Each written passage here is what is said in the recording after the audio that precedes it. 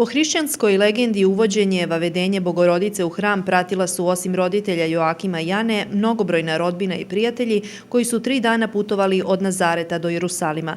Na vratima hrama dočekao ih je starac Zaharija, otac Jovana Preteče, koji je Mariju uveo ne samo u hram, već i u deo nazvan Svetinja nad svetinjama, u koji je mogao da uđe samo prvosveštenik. Marija je u hramu ostala 9 godina. Pošto su joj u međuvremenu umrli roditelji, sveštenici su odlučili da je udaju za 80-godišnjeg udovca Josifa, koji je već imao odraslu decu.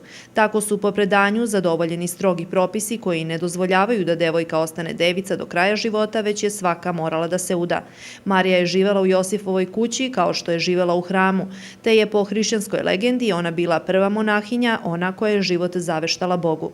Na ikoni se ovaj događaj predstavlja prizorom u kome prvosveštenik starozavetne crkve Zaharija na vratima hrama dočekuje presvetu Djevu Mariju kao devojčicu, koju sprovode druge devojčice sa zapaljenim voštanicama i ostala pratnja. U narodu se vavedenje naziva i Sveta Prečista. Na ovaj dan, koji se zove i Ženska Bogorodica, svetkuju se rodilje i nerotkinje, a mnogi se na ovaj dan i pričešćuju. U Srbiji je ovo usečni dan, dan kada se ne preduzimaju važni poslovi. Osim onih koji ovaj dan svetkuju kao svoju slavu, to je i dan koji svetkuju stočari. U Srbiji na ovaj dan prestaju svadbe.